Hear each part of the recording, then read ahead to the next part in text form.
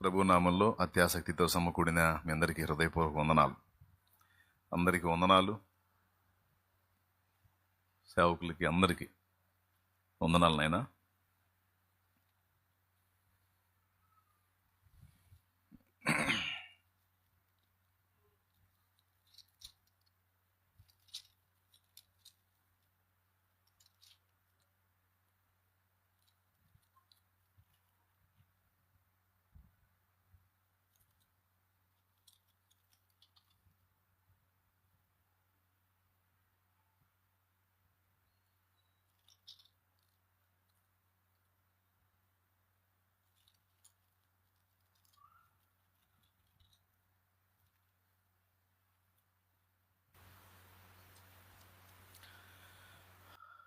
దేవుని గొప్ప నామానికి మహిమ కలుగును గాక.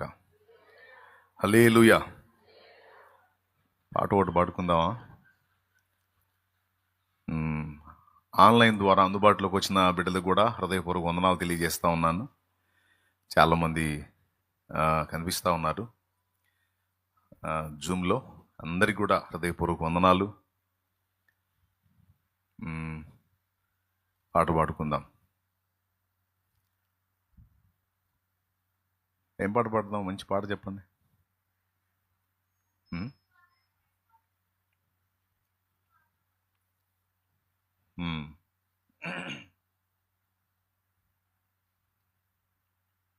రెండు పాటలు అడిగారు.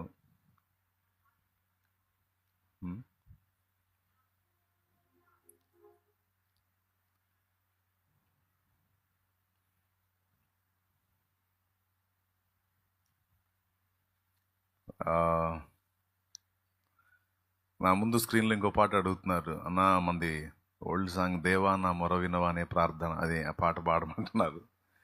ఎందుకో నాకు కూడా అదే పాడాలనిపించింది. పాడతాను.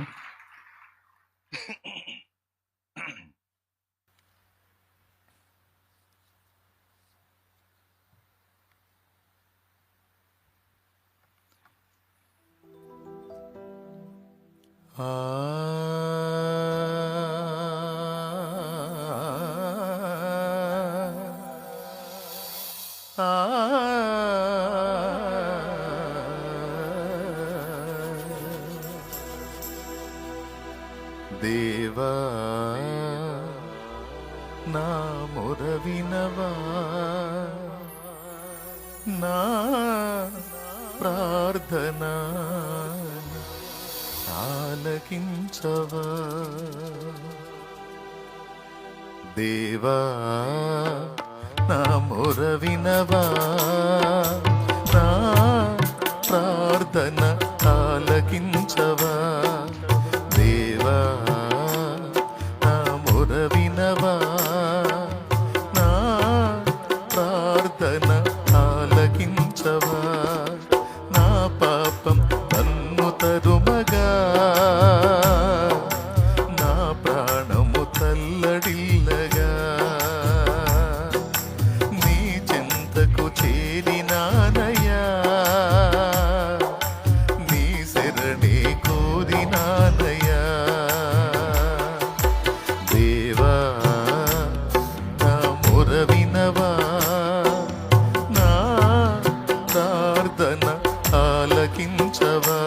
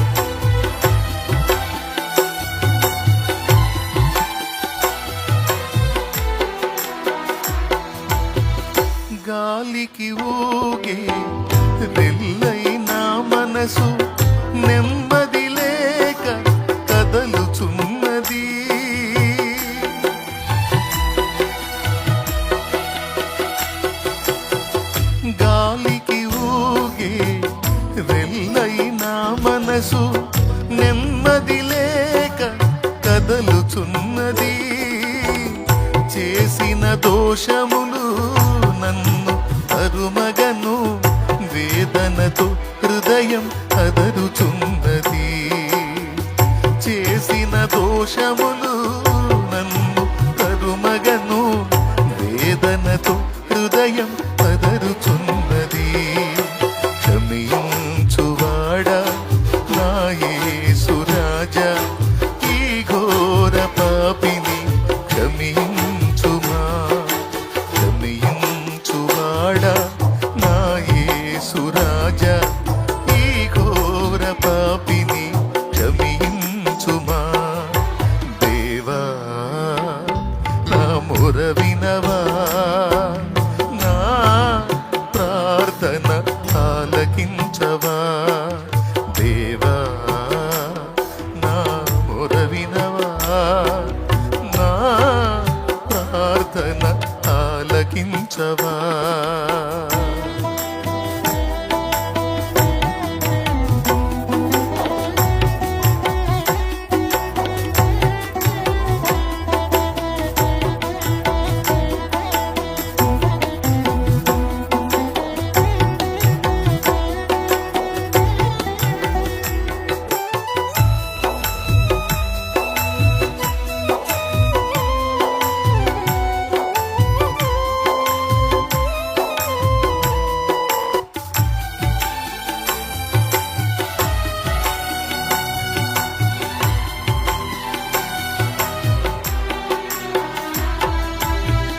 గతించిపోయే లోకపు నటనలు స్థిరమని నమ్మి మోసపోతిని.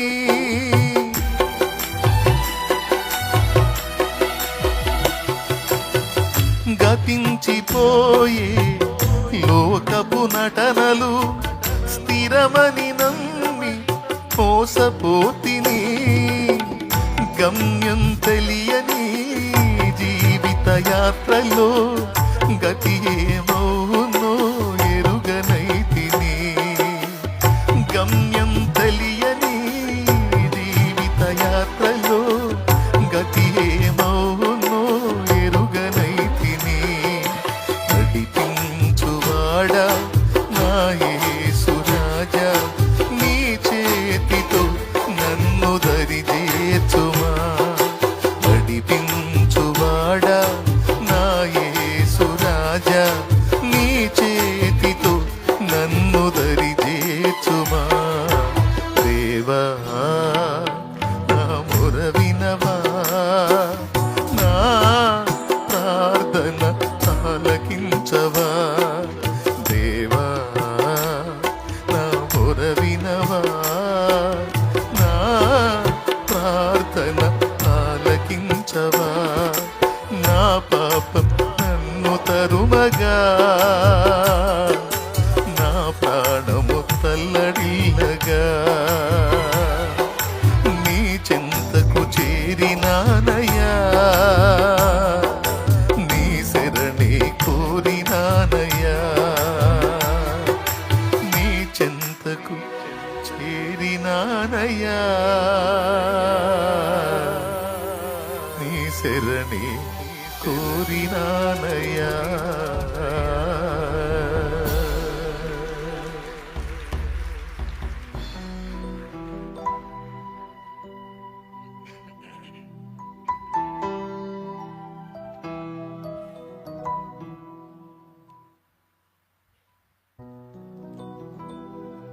బైబిల్ గ్రంథంలో నుండి ఒక వచనాన్ని మనం చదువుకొని దేవుని వాక్యంలో ముందుకెళ్దాం. ఆదికాండం 29వ అధ్యాయం.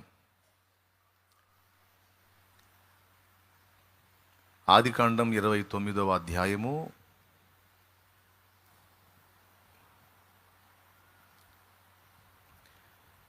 31వ వచనం చదువుతున్నాను, చిత్తగించండి. లేయా ద్వేషింపబడుట యెహోవా చూచి ఆమె గర్భము తెరచెను, రాహేలు గొడ్రాలై ఉండెను. లేయా గర్భవతి అయి కుమారుని కని, యెహోవా నా శ్రమను చూచి ఉన్నాడు గనుక నా పెనిమిటి నన్ను ప్రేమించును గదా అనుకొని అతనికి రూబేను అను పేరు పెట్టెను. చిన్న మాట ప్రార్థన చేసుకుందాం. ప్రేమ కలిగిన మా మహాపరిశుద్ధ తండ్రి, ఘనుడవగు దేవా, నీకు స్తోత్రములు. నీ కృపా మహదైశ్వర్యమును బట్టి శుభవేళ మమ్మల్ని అందరినీ కూడా ఇటు రీతిగా సమకూర్చిన విధానం కొరకై స్తోత్రము నాయన. ఇంతసేపు జరిగిన కార్యమంతట్లో మీ సన్నిధి ఉంచారు. చెల్లించిన స్తుతి ఆరాధన, చేసిన విజ్ఞాపనలన్నీ కూడా గైకొన్నారు. నీ దాసుడు అయోగ్యుడు, ప్రభు అపాత్రుడు, నీ రక్తముతో కడిగి పరిశుద్ధపరిచి నీ కృపనిచ్చి నీ అగ్ని చేత పుటము వేసి నీ ఆత్మతో అభిషేకించి నీ దాసుని బలపరిచి నీ బిడ్డల కొరకు వాడుకోయ్యా. గోల్డెన్ ఆశతో నీ పాదాల చెంతకొచ్చారు. ఎన్నో పనులు పక్కన పెట్టి డబ్బులు ఖర్చు పెట్టుకొని నా ప్రభు వారి విలువైన సమయం ఇక్కడ కేటాయించారయ్యా. అల్పుడిని నాయన, అల్పజ్ఞుండి ప్రభు నా యందు కనికరం ఉంచి నాతోనూ బిడ్డలతోనూ మాట్లాడు. ఉపదేశాన్ని అడ్డగింపజూసే సైతాను, దురాత్మ, దయ్యపు అంధకార శక్తుల ప్రభావం యేసునామములో బంధిస్తుంది.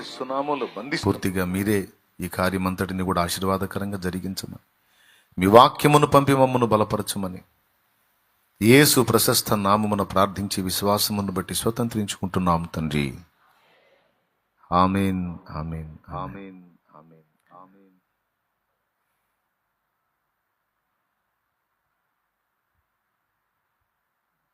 దీని నుంచి దాన్ని ఆపునాన్న, పెద్దదాన్ని ఆపేసి. ప్రభునందు ప్రియులారా, బైబిల్ గ్రంథంలో ఇప్పుడు మనం చదువుకున్నటువంటి ఈ సందర్భం అంతా కూడా యాకోబు జీవితంలో, యాకోబు భార్యల జీవితంలో జరిగింది. పాత నిబంధనలో బహుభార్యాత్వం ఉంది. క్రొత్త నిబంధనలో ఒక్క పురుషునికి ఒక్కతే భార్య, ఒక్క స్త్రీకి ఒక్కడే భర్త. పాత నిబంధనలో బహుభార్యాత్వం ఉంది. అంటే ఒక పురుషునికి ఒకరికంటే ఎక్కువ మంది భార్యలు ఉండటానికి దేవుడు అనుమతించాడు, అవకాశం ఇచ్చాడు. అందులో భాగంగానే మరి అబ్రహాము శారా, హాగరు, అలాగే కేతురా అనే స్త్రీలను వివాహం చేసుకున్నాడు ఆయన. హాగర్నైతే శారా ఉన్నప్పుడే, కేతురానేమో శారా చనిపోయిన తర్వాత చేసుకున్నాడు. టోటల్గా అబ్రహాంకి 3 భార్యలు. మళ్ళీ ఇస్సాకుకు ఒక్కతే భార్య రెబ్కా. ఆయనకి ఇంకా ఎక్కువ మంది లేరు, ఒక్కతే భార్య. కానీ ఇస్సాకు కొడుకైన యాకోబుకి 4. ఆ 4 నుంచి పుట్టినటువంటి సంతానమే ఇశ్రాయేలు నుంచి వచ్చిన 12 గోత్రాలు. 4 స్త్రీలలో మొదటి ఆమె లేయా, రెండవ ఆమె రాహేలు, బిల్హా, జిల్పా. 4. ఈ 4లో ముందు చేసుకున్నది లేయాని. వాస్తవంగా అన్న చేతుల్లో నుంచి తప్పించుకోవటానికి యాకోబు మరి తన మామ అయినటువంటి లాబాన్ దగ్గరికి చేరాడు. లాబాన్ ఎవరంటే రెబెకా అన్న, అంటే యాకోబుకి మేనమామ. ఏశావు యాకోబు అన్న. ఈ ఏశావు అనేవాడు యాకోబును ద్వేషించడం అనేది తెలుసుకొని, అంటే యాకోబు కొన్ని పనులు చేస్తాడులే అక్కడ, దాన్ని బట్టి ఏశావు ద్వేషిస్తాడు, చంపుతాడేమని భయంతో వాళ్ళ తల్లిదండ్రుల సలహాను బట్టి అక్కడి నుంచి బయలుదేరి మామయ్య దగ్గరికి చేరతాడు.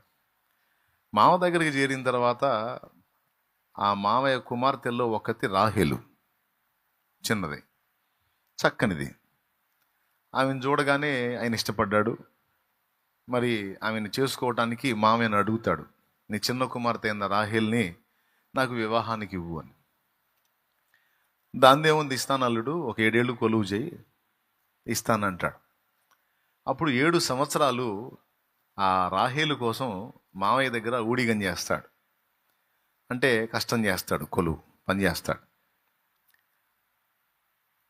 7 సంవత్సరాలు అయిన తర్వాత మరి అబ్బాయి కూతుర్ని ఇస్తానన్నమాట తప్పేది లేదు అని కుమార్తెని ఇస్తాడు. సహజంగా పెళ్ళి అనేది పగలు జరిగిద్ది. అప్పట్లో పెళ్ళి ఏంటంటే మాట్లాడుకోవటం, కుమార్తెను అప్పగించటమే. మరి ఈ సిస్టమ్ ఏంటి అని యాకోబు అడిగితే, మా దగ్గర ఇంతే ఉంటుంది, మా ఆచారాలు మీకు తెలియదు కదా, మా దగ్గర రూల్ ఇంతే, మేము పెళ్లి చేయటం అంటే ఏం లేదు, రాత్రి వేళల్లో అమ్మాయిని నీకు అప్పగిస్తాను, ఇక నువ్వు ఆమె నీ భార్యగా చేసేసుకో అని చెప్పాడు అన్నమాట. ఇది ఎక్కడ దిక్కుమాలిన ఆచారం మావయ్య అంటే, మా దగ్గర అంతే అండి. ఇప్పుడు మనం అప్పుడప్పుడు అక్కడ కొన్ని పెళ్ళిళ్ళకి వెళ్తాం. పెళ్ళిళ్ళకి వెళ్ళినప్పుడు గొడవలు జరుగుతూ ఉంటాయి పెళ్ళిళ్ళలో. ఒకళ్ళ ప్రతాపాలు ఒకళ్ళు చూపించుకోవడానికి ట్రై చేస్తుంటారు. ఏ అంటే ఏ అంటూ ఉంటారు. ఏంటంటే మా దగ్గర సిస్టమ్ ఇది, చేయకపోతే ఎట్లా, మీరు తేవాల్సిందే, మీరు ఇవ్వాల్సిందే, మీరు చేయాల్సిందని డి అంటే డి అంటుంటారు. ఏంటంటే మా దగ్గర రూలు రివాజు, మా పద్ధతి, మా ఆచారం అని గొడవలు జరుగుతూ ఉంటాయి. ఒక్కొక్కళ్ళు ఒక్కొక్క టైప్ ఉంటుంది అనమాట. కొంతమంది పెళ్ళిళ్ళలో మేనమామ పెళ్లి కుమార్తెను గంపలో ఎత్తుకొని రావాలి. మేనగోళ్ళు లావుగా ఉండి మేనమామ బక్కోవడానికి ఒకటే ఎత్తుకొని, అదొక ఆచారం. కొంతమంది పెళ్ళిళ్ళలో పెళ్లి కొడుకు గుర్రం ఎక్కాలి, అదొక ఆచారం. గుర్రం ఎక్కి రావాలి, అక్కడికి పెళ్లి కుమార్తె దగ్గరికి రావాలి. పాపం మొన్న నిద్రించాడు మన జాన్ పాస్టర్ గారు. ఆయన చెప్పాడు ఒకసారి, వాళ్ళ బంధువులకి ఎవరికో జరిగిందట, అదొక ఆచారం. పెళ్ళి అబ్బాయి పెళ్ళిడికి వచ్చాడని పెళ్లి సంబంధాలు చూస్తూ ఉంటే ఏదో సంబంధం కుదిరిందంట. సరే పెళ్ళి డిసైడ్ చేశారు, ఫలానా రోజు పెళ్ళి అనుకున్నారు. ఏందిరా మరి సిద్ధమేనా అంటే సిద్ధమే అన్నాడు. అమ్మాయిని చూశాడు, ఇష్టపడి అంతా బాగా అయిపోయింది. తీరా పెళ్లి దగ్గరికి వచ్చేటప్పటికి వీళ్ళు అబ్బాయిని ఎక్కించడానికి గుర్రాన్ని వెతికారు. ఆట గుర్రం అంటారు దాన్ని. ఈ ఆట గుర్రానికి అలవాటు, ఈ తప్పెట్లు కొట్టినా మేళాలు కొట్టినా ఏం కొట్టినా దానికి అలవాటు. అది డ్యాన్స్ వేస్తుంది పెళ్లి కొడుకుని ఎక్కించుకొని. పెళ్లి కొడుకేమో పూలు ముందుకేస్తారు మొహం కనపడకుండా. ఏదన్నా గాలి ఆడాలంటే కాస్త అట్ట పూలు పక్కకు అనుకొని కాస్త గాలి పీల్చుకొని మళ్ళీ వేసుకుంటాడు అన్నమాట. ఇక ఏం జరిగిందంటే, అప్పుడు మంచి సీజన్ అయిపోయి మనోడికి గుర్రాలు దొరకలేదంట. ఎక్కడ దొరక్కపోయేసరికి అబ్బాయి గుర్రం దొరకలేదురా, కారో జీపో పెడతాం అందులో వెళ్ళి చేసుకోవాలంటే, భలే పనేనే, అందరికి గుర్రాలు ఏంది, నాకు కారు ఏంది, గుర్రం లేకపోతే నాకు పెళ్ళి అవుద్ది అన్నాడు. అదేందిరా పెళ్ళి ముఖ్యం కానీ గుర్రంతో ఏముందిరా అంటే, లేదు గుర్రం లేకపోతే పెళ్ళి సమస్య లేదు, నేను చేసుకోను అన్నాడు. ఏం చేయాలి, దేవులాడి ఎక్కడ సత్తెనపల్లిలో ఒక బండి గుర్రం దొరికిందంట. బండి గట్టే గుర్రం. సరే పోయి చెప్పారా, బండి గుర్రం దొరికింది, మరి పర్వాలేదంటే ఏదైతేనే గుర్రం కావాలి నాకు అన్నాడు. సరే ఆ బండి గుర్రాన్ని అతను కూడా ఒట్టిగా ఇవ్వాల, కాస్త ఎక్కువ డబ్బులు మాట్లాడుకొని తీసుకున్నారంట. ఆ బండి గుర్రం వాస్తవంగా దానికి ఎన్ని అలవాట్లు ఉండవు. అతను ముందే చెప్పాడు, అబ్బాయి నాది బండి కట్టే గుర్రం, ఆట గుర్రం కాదు, దీనికి 2 చేయకూడదన్నా అంట. 2 ఏం చేయకూడదంటే, మామూలుగా మీరు ఆట గుర్రానికి తమలపాకులు అవన్నీ కడతారు కదా తోరణంలాగా, అది కట్టకూడదు, ఎందుకంటే దానికి అలవాటు లేదు, బెదిరిద్ది ఒకటి. రెండవది దాని ముందు తప్పెట్లు మేళాలు వాయించకూడదు, బెదిరిద్ది. గుర్రం బెదిరిందంటే ఇక నాకు సంబంధం లేదన్న. సరే తోరణాలు కట్టించొద్దులే, తప్పెట్లు వాయించొద్దులే అని వాళ్ళు ఫిక్స్ అయిపోయి గుర్రాన్ని తెచ్చారు, మనోడిని ఎక్కించారు, మనోడికి మొహం నిండా పూలు వేసారు ఏం కనపడకుండా. ఆచారం చెప్తా, ఏం చెప్తాం. సరే తీసుకెళ్ళారు, అత్తగారింటి కాడికి తీసుకెళ్ళారు గుర్రం. ఆడికి వెళ్ళిన తర్వాత ఇప్పుడు వాళ్ళు ముందే చెప్పారు, బాయ్ తప్పెట్లో వాళ్ళు కొట్టకూడదా, ఇది ఆట గుర్రం కాదు బండి గుర్రం, దొరక్కి దీన్ని తెచ్చుకున్నాం కాబట్టి మీరు కొంచెం సహకరించండి అంటే, సరే దాన్నే ఉందిలే అని చెప్పి మేళాల వాళ్ళకి చెప్పారు ముందే, అబ్బాయి గుర్రం వచ్చినప్పుడు కొట్టొద్దు, ఆట గుర్రం కాదు బండి గుర్రం, అది బెదిరిద్ది అన్నాడు. తీరా ఆడకు పోయిన తర్వాత రెండోది కూడా చెప్పారంట, ముఖానికి తోరణం కూడా కట్టకూడదు, దానికి తమలపాకులు అవి కడతారంట, దానికి అవి కట్టకూడదు అన్నారు. వాళ్ళు కోప్పడ్డారు, ఏంటిది మేళాలంటే ఆపేసాము, అసలు ఏం చేయొద్దు అంటున్నారు, మా ఆచారం ఇది, మేమెట్ట ఊరుకుంటాం, భలే పనేనే కట్టాల్సిందే అన్నారు. వాడు ముందే చెప్పాడు కదా, గుర్రవాడు ముందే చెప్పాడు. అతను చెబుతాడు, వద్దు కడితే తేడా పడిద్ది అని. అబ్బాయి కట్టకపోతే అసలు కుదరదు అన్నారు, వాళ్ళు కట్టారు. సరే మేళాల వాళ్ళకి డబ్బులు ఇచ్చారు, వాళ్ళు కాస్త సొక్కేసుకున్నారు. వేసుకున్న కృతజ్ఞత మేలుకుంది వాళ్ళల్లో. కృతజ్ఞత మేలుకొని, అరే నీ డబ్బులు తీసుకొని అబ్బాయి పెళ్లి కొడుకు తీరా వచ్చిందాక మనం మేళం వాయించకపోతే ఏం పద్ధతిరా, పోదాం పండు ఉండి దెబ్బలేసి వెళ్దాం అన్నారు. ఇక ఆ తప్పెట్లు తీసుకొని దాన్ని ఎదురుగా పోయారు. పైన కూర్చున్నోడికి పూలు దిగేస్తున్నాయి, కనపడట్లా. గుర్రానికి సైడ్ ఎదురు కనపడేటట్టు సైడ్ కనపడకుండా ఈ కట్టారు, దానికి కనపడట్లా. ఇంకొకటి ఎదురు చూపు కూడా కనపడకుండా వీళ్ళు తోరణం అడ్డం కట్టారు. అట్లా కట్టారు. కనపడుతుందా? దానికి కనపడదు, ఆ పైనోడికి కనపడదు పాపం. ఎందుకంటే పూలు దిగేశారు కాబట్టి. ఏం జరుగుతుందో పైన కూర్చున్నోడికి అర్థం కాల. వానికి గుర్రం ఎక్కాడు, అది ఆనందంగా ఉంది తనకి. వీళ్ళు ఎదురుగా వచ్చి పెళ్ళ పెళ్ళ పెళ్ళ పెళ్ళ టక టక టక కొడతారుగా, కనకడ కొట్టారు. కొట్టేసరికి అది అదురు పోయి ఇక పరిగెత్తడం మొదలుపెట్టింది. ఎటు పోతుందో దానికి తెలియట్లా, అది ఎటు పోతుందో పైన కూర్చున్నోడికి తెలియట్లా. అంతు లేకుండా పోతుంది. గుర్రం ఓడికి చిక్కల. ఇప్పుడు ఇద్దరు తేడా పడ్డారు. గుర్రం ఓడి గోలేమో గుర్రం, పెళ్లి కొడుకు తల్లిదండ్రుల గోలేమో పెళ్లి కొడుకు.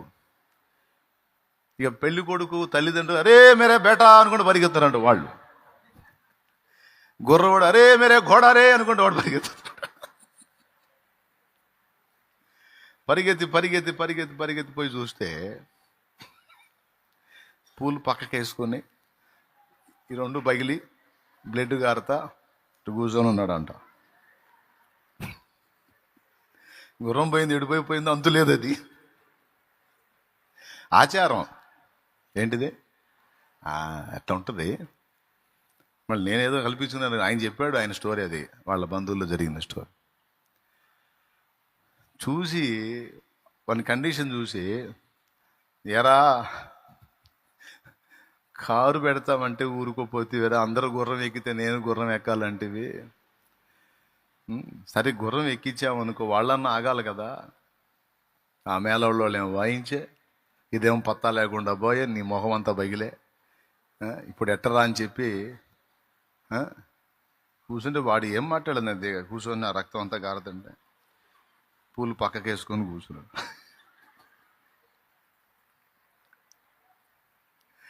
దేవునికి స్తోత్రం కలుగునుగా. అప్పుడు అడిగా అంట, మళ్ళీ గుర్రం పిలుద్దామంటే, ఇక గోడ నక్కో షాదీ కర్తే అన్న, షాదీ కర్లో అన్న, పెళ్లి చేసేసుకోండి, ఇంకా నాకు గోడ వద్దు పాడొద్దు. మొఖం పగిలింది. ఆ మొహం అది కడిగి శుభ్రం చేసి చిన్నంగా మళ్ళీ తీసుకెళ్ళి ఏదో అయిపోయింది. కొన్ని ఆచారాలు ఉంటాయి. అట్లా యాకోబు కూడా చెప్పారు, నా దగ్గర ఆచారం ఇంతేనైనా, డే అంతా అమ్మాయిని రెడీ చేస్తాం, నైట్ టైం పంపిస్తాం. సరే ఎట్లనో చేయండి, నాకేముంది, నాకు రాహేలు కావాలి అనుకున్నాడు. తీరా ఆ రాత్రి ప్రొద్దుగుంకిన తర్వాత లేయాన్ని పంపించాడు ఆయన దగ్గరికి. వాళ్ళిద్దరూ భార్యాభర్తలు అయ్యారు. తెల్లవారింది. లేచి చూస్తే తన ప్రక్కనుంది రాహేలు కాదు, లేయా, పెద్దది ఉంది. కోపం వచ్చింది యాకోబుకి. మామయ్య ఇదేం పద్ధతి? నేను చిన్నది రాహేల్ని కదా ఇష్టపడింది, రాహేల్ కోసం కదా నేను 7 ఏళ్ళు కొలువు చేసింది. అంటే అల్లుడు, నీకు సిగ్గు లేకపోతే నాకు సిగ్గు ఉండాలి, నీకు బుద్ధి లేకపోతే నాకు బుద్ధి ఉండాలి. పెద్దదాన్ని అక్కడ పెట్టి చిన్నదానికి ఎట్ట చేస్తాం అల్లుడు? అసలు మీ దగ్గర అట్లా నడిసిద్దేమో కానీ మా దగ్గర అది మర్యాద కాదు. మా దగ్గర ఇంకొక ఆచారం కూడా ఉంది. నీకు అంతగా రాహేలే కావాలనుకుంటే ఇప్పుడు 7 ఏళ్ళు కొలువు చేసావు, లేయాని ఇచ్చాను, ఇంకొక 7 ఏళ్ళు చేయి, రాహేల్ని కూడా ఇస్తాను, మా దగ్గర ఆ పట్టింపేం లేదు అన్నాడు. మళ్ళీ యాకోబు కొలువు మొదలు పెట్టాడు. ఆ రాహేలు కోసం మళ్ళీ 7 ఏళ్ళు చేశాడు. మొత్తం 2 ఆడవాళ్ళ కోసం 14 ఏళ్ళు కష్టపడ్డాడు బిడ్డ. దేవునికి స్తోత్రం. ఎన్నేళ్ళు? ఎంతమంది కోసం? 2 స్త్రీల కోసం 14 ఏళ్ల జీవితాన్ని వెచ్చించాడు. ఆ ఇద్దరిని చేసుకున్నందుకు గాను మామయ్య కృతజ్ఞతగా వాళ్ళిద్దరికి చెరొక దాసిని ఇచ్చాడు. ఆ ఇద్దరు కూడా ఈయన ఖాతాలోనే.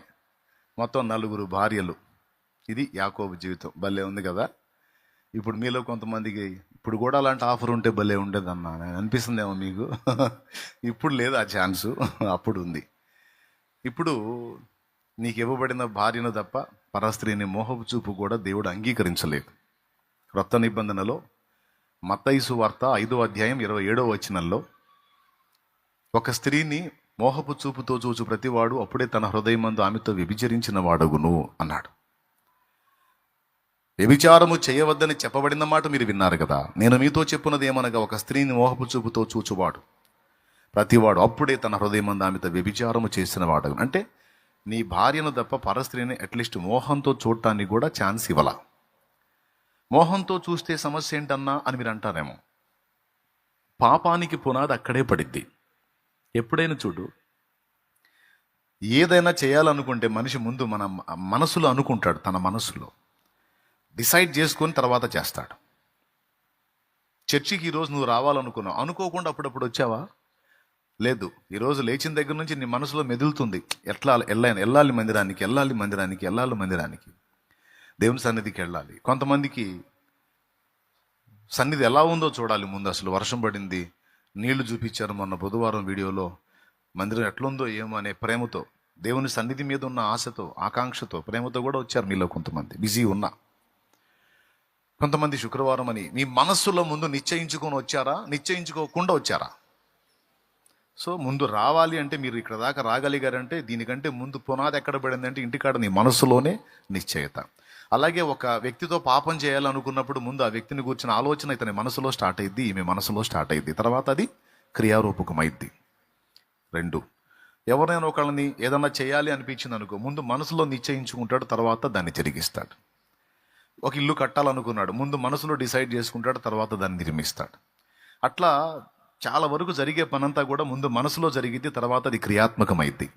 యేసు ప్రభు చెప్పేది ఏంటంటే, ముందు మనసులోనే ఆ మోహానికి తావి ఇవ్వకపోతే ఆ చెడుతనం నీ వల్ల జరగదు. కానీ నువ్వు ఏముంది, జస్ట్ ఆలోచనేగా, తలంపేగా, నా మనసులోనేగా, అది అనుకుంటే ఏం పోయింది అనుకుంటావురా, అదే క్రియ అవుతుంది. అందుకని నువ్వు ముందు ఆ మనసులో వచ్చే ఆ మోహాన్ని తొక్కేమని అసలు మూలానికి విరుగుడు చెప్తున్నాడు యేసయ్య. దేవునికి స్తోత్రం కలుగును గాక. పెద్దగా చెప్పండి. మనలో మెతక బుద్ధి లేకుండా మనం తప్పు చేయటం సాధ్యం కాదు. తప్పు చేయటానికి ముందు మనలో మెతక ప్రారంభమైద్ది. ఆ మెతకను తుంచేయమంటాడు ఆయన, దానికి స్థానం ఇయ్యొద్దు అంటాడు. అర్థమైందా? ఎందుకు చెప్తున్నాను ఇది? అప్పట్లో బహుభార్యాత్వం అనుమతించబడింది, కానీ ఇప్పట్లో నీకు ఇవ్వబడిన భార్యను తప్ప పరస్త్రీని మోహపు చూపు కూడా దేవుడు అవకాశం ఇవ్వడు, ఇష్టపడ్డాడు. ప్రైజ్ ది లార్డ్, హల్లెలూయా. కాబట్టి ఇప్పుడు ఎవరు కలలు కానొద్దు, పొరపాటును కూడా అలాంటి ఆలోచన రానియొద్దు. Okay, right. ఇక ఆ సంగతికి వెళ్దాం. లేయాను చేసుకున్నాడు, కానీ లేయాను చీత్కరించుకోవటం మొదలుపెట్టాడు. దానికి 2 కారణాలు. నంబర్ 1, జబ్బు కళ్ళు కలిగినది లేయ కళ్ళు కొంచెం జబ్బుతో ఉంటాయి. రెండవది, లేయాను అసలు ఇష్టపడలా యాకోబు. కర్మగాలి దొరికినట్టు అయింది, కర్మగాలి మెడకు చుట్టుకున్నట్టు అయింది ఆయన ఫీలింగ్. అది లేయాను అక్కడ పెట్టి మరొక 7 ఏళ్ళు రాహేలు కోసం కొలువు చేశాడు, రాహేలుని చేసుకున్నాడు, రాహేలుతో ఆనందిస్తున్నాడు. 14 ఏళ్ళు రాహేలు కోసం ఖర్చు పెట్టినట్టు, లేయా కోసం కాదు. 14 ఏళ్ళు రాహేలు కోసం. అంటే ఆయన మనసును అంత ఆకర్షించింది, ఆయన అంతగా ఆమెను ప్రేమించాడు. 14 సంవత్సరాలు ఊడిగం చేశాడు, సాధించుకున్నాడు. రాహేలు ఆయన జీవితంలోకి వచ్చిన తర్వాత రాహేలును ఒక రకంగా చూస్తున్నాడు, లేయాను ఒక రకంగా చూస్తున్నాడు. లేయా ద్వేషింపబడటం మొదలుపెట్టింది. చెల్లి అని తక్కువ తినలా, చెల్లి కూడా అక్కను తృణీకరిస్తుంది. ఎందుకంటే ఆయన నన్ను ఇష్టపడ్డాడు, నా కోసం ఇన్నేళ్ళు చేశాడు, నిన్ను ప్రేమించి కాదు. నువ్వు మామూలుగా అయితే అమ్ముడు పోయే సరుకు కాదు కాబట్టి నాన్న నన్ను చూపించి నిన్ను తగిలిచ్చాడు అని ఈమె హృదయంలో కూడా ఒక ఫీలింగ్, తృణీకార భావం అక్క మీద. భర్తకి తన మీద ఇష్టం లేదు, తోడబుట్టిన దానికి కూడా తన మీద గౌరవం లేదు. పాపం దీనురాలు లేయ దీనురాలు ఏం చేసిద్ది? దేవుని వైపు చూసి కన్నీరు గారుస్తుంది. దేవా, ఇందులో నా తప్పేమన్నా ఉందా? ఇందులో నా నేరం ఏమన్నా ఉందా? నా దోషం ఏమన్నా ఉందా? మా నాన్నని నేను అడిగానా? మరి తండ్రి చెప్పిన మాట వినాలి. నువ్వు వెళ్ళమ్మా అన్నాడు, నాన్న మాట గౌరవించి నేను ఈయనకు భార్యనయ్యాను. అతడు ఆమెను ఇష్టపడుతున్నాడని నాకు తెలుసు. నేను కోరుకోలా, కానీ నాన్న చెప్పాడని నేను తలొంచాను. ఇక్కడ నన్ను బలి చేసింది మొదట నాన్న. రెండవది, సరే చేసుకున్నాడు, కనీసం తనైనా నన్ను గౌరవించాడా, ప్రేమించాడా, ఆదరించాడా, అర్థం చేసుకున్నాడా? తను నన్ను వినియోగించుకున్నాడు కానీ రెస్పెక్ట్ చేయలేదు. అటుపక్క తండ్రి, ఇటుపక్క భర్త, ఇద్దరి ఆలోచనల మధ్యలో ఏమీ ఎరగని నేను బలైపోయాను కదా అయ్యా. నాకెందుకు దేవా ఈ గుండె కోత, నాకెందుకు ఈ బాధ అని ఆ దీనురాలు ఏడ్చింది. వీళ్ళిద్దరి తృణీకారాలు, ఈ పరిస్థితి అంతా ఎవరు చూచారని రాస్తుందో తెలుసా? యెహోవా చూచి. అబ్రహాం దగ్గర నుంచి శారా వెళ్ళగొట్టిన దాసి హాగరు. అలాగా తరమబడినప్పుడు వెళ్తుంటే యెహోవా దూత ఆమెను ఎదుర్కొని, శారా దాసివైన హాగరు, నీకేమి వచ్చినది, నువ్వు ఎక్కడికి వెళ్తున్నావు? లేదు లేదు నువ్వు వెళ్ళు అని పంపించినప్పుడు హాగర్ ఒక పేరు పెట్టింది దేవునికి. హాగర్ ఒక పేరు పెట్టింది, ఏమని తెలుసా? ఎల్ రోయి, చూచుచున్న దేవుడు అని. మన దేవుడు మనకి కళ్ళు ఇచ్చినోడు. బాగా వినండి, మన దేవుడు మనకి నేత్రాలు ఇచ్చాడు. మనం చూస్తున్నామంటే ఆ చూచే నేత్రాలు మనకి ఇచ్చింది ఆయనే. మనం మాట్లాడుతున్నామంటే ఈ స్వరం ఇచ్చింది ఆయనే. మనం వింటున్నాము అంటే వినికిడి జ్ఞానం, ఈ చెవులు, వినికిడి శక్తి ఇచ్చింది ఆయనే. నరులకు కళ్ళిచ్చిన వాడు తాను చూడడా? నరులకు నోరిచ్చిన వాడు తాను మాట్లాడడా? నరులకు చెవులిచ్చిన వాడు తాను వినడా? మనకి ఇవన్నీ ఇచ్చినోడు మరి నిశ్చయంగా ఇవన్నీ కలిగి ఉండి అన్ని చూస్తున్నాడు, మాట్లాడుతున్నాడు, వింటున్నాడు, చేస్తున్నాడు కదా. కాబట్టి ఈరోజు చూచుచున్న దేవుడు అని మన దేవుణ్ణి మనం గుర్తించాలి. అన్ని చూస్తున్నవాడు అని మన హృదయంలో మనం విశ్వసించాలి. మనం ఏదో విశ్వసించినందున జరగటంగా నిజంగానే ఆయన చూస్తున్నాడు. శారా అబ్రహాముకి ఇచ్చింది ఆమె, అబ్రహాముకి చెప్పి వెళ్ళగొట్టమంది ఆమె. ఇందులో హాగర్ తప్పేమన్నా ఉందా? హాగర్ తప్పేమన్నా ఉందా? దాసిగా వెళ్ళమన్నారు, శారా వెంటబడి వచ్చింది. అదే శారా చెప్పింది, నా దాసివైన హాగరు, అదిగో నా భర్త అయిన అబ్రహాం, వెళ్ళు, ఆయనకు నీవు కూడా ఒక భార్యగా మారి బిడ్డను గని నాకు ఇవ్వు అంటే యజమానురాలి ఆజ్ఞ అని పాపం తలోంచి వెళ్ళింది. మళ్ళీ నువ్వే ద్వేషిస్తావు, నువ్వే వెళ్ళమంటావు. ఇక్కడ అబ్రహాము శారాల మధ్యలో అమాయకంగా నలిగిపోయింది హాగరు. ఇంకొక మాట చెప్పాలంటే చివరికి బిడ్డను గని తర్వాత వెళ్ళగొట్టబడ్డప్పుడు కూడా బాధపడింది హాగరే. అయితే ఇక్కడ హాగరు పొరపాటు ఏంటంటే బిడ్డను కన్న తర్వాత శారాను తృణీకరించింది. అదొక్కటి హాగర్ మైనస్. అయితే ఫస్ట్ పాయింట్లో చూస్తే హాగరు ఇద్దరి మధ్యలో నలిగిపోయింది. ఆ సందర్భాన్ని మాత్రమే మనం తీసుకుందాం. అక్కడ దేవుడు చూచాడు హాగర్ని. 2 పర్యాయములు దేవుడు హాగర్ని దర్శించాడు. ఒకసారి సింగిల్గా ఉన్నప్పుడు హాగర్ని దర్శించాడు, అప్పుడే ఆమె చూచుచున్న దేవుడని దేవునికి పేరు పెట్టింది. రెండోసారి తన బిడ్డ ఇష్మాయేలు తను ఇద్దరు ఉన్నప్పుడు ఆ ఎడారిలో మళ్ళొకసారి దర్శించి ఆ దప్పికతో అల్లాడుతున్న ఇష్మాయేలుకి ఎడారిలో నీటి ఊట పుట్టించి దాహం తీర్చి ఆ చిన్నవాడు పడి ఉన్న చోట దేవుడు వాని మొర్ర ఆలకించెను. మీకు తెలుసా, ఇష్మాయేలు, హాగరు, శారా, అబ్రహాం వీళ్ళందరూ ఆరాధించింది ఎల్షద్దాయినే, సర్వశక్తి గల దేవుడిని. తర్వాత ఆ వంశంలో నుంచి ఇంచుమించు క్రీస్తు శకం 500 అనుకోండి, అప్పుడు ఇస్లాం ధర్మం స్టార్ట్ అయింది. ఇంచుమించు. అంటే 1500 సంవత్సరాల క్రితం, 2000 ఏళ్ల క్రితం యేసు ప్రభుది, 1500 ఏళ్ల క్రితం ఇంచుమించు అన్నాను నేను. అప్పుడు ఇస్లాం ధర్మం స్టార్ట్ అయింది. వీటన్నిటికంటే ముందు ఇష్మాయిల్ ఫాలో అయింది మాత్రం అబ్రహాం దేవుణ్ణే. అంటే అబ్రహాం దేవుడు ఎవరు? యెహోవా. దేవునికి స్తోత్రం. మీరు బాగా అర్థం చేసుకోవాలి.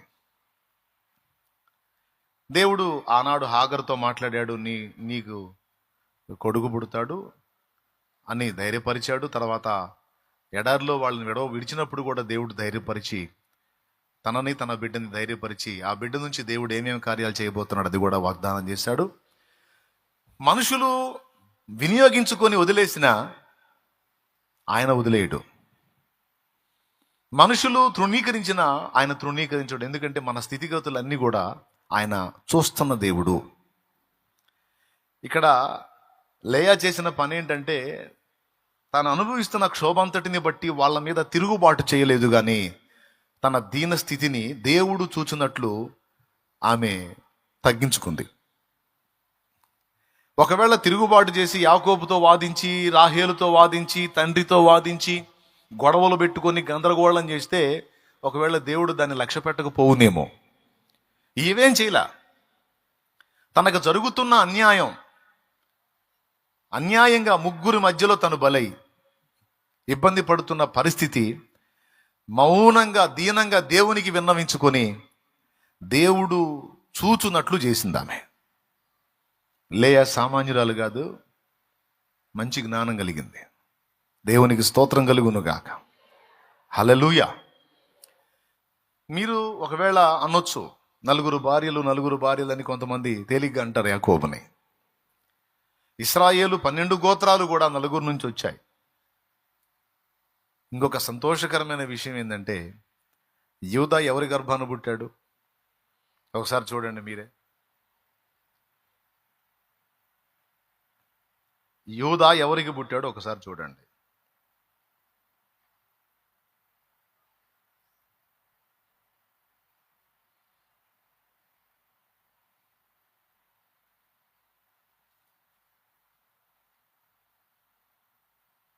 అక్కడే ఉంది. 29, 30 అధ్యాయాల్లో మొత్తం పిల్లలందరూ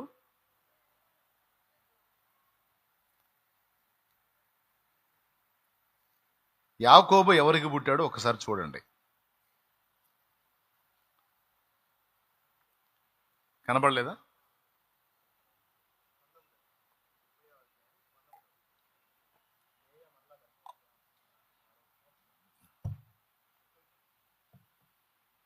ఏం పర్వాలా, టెన్షన్ పడొద్దు, ప్రశాంతంగా చూడండి. అక్కడే ఉంది, దొరికిద్ది.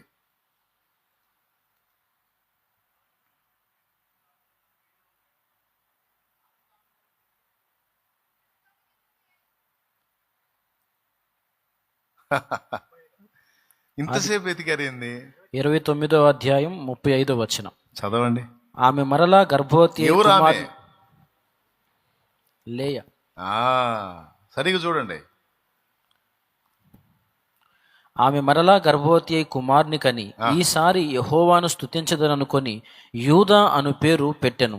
యూదా స్తుతి గోత్రపు సింహమా, యేసయ్యా నా ఆత్మీయ ప్రగతిని స్వాధీనమా. యూదా స్తుతి గోత్రపు సింహమా, యేసయ్యా నా ఆత్మీయ ప్రగతిని స్వాధీనమా. నీవే కదా నా ఆరాధన, ఆరాధన స్తుతి ఆరాధన, ఆరాధన స్తుతి ఆరాధన. నీవే కదా నా ఆరాధన, ఆరాధన స్తుతి ఆరాధన, ఆరాధన స్తుతి ఆరాధన. దేవునికి మహిమ. లేవి, అలాగే షిమ్యోను, రూబేను, యోధా. ఈ నలుగురు ఎవరికి పుట్టారో చెప్పండి. ఎవరికి ఉందా అక్కడ? యాజకత్వం ఎవరిలో నుంచి వచ్చింది?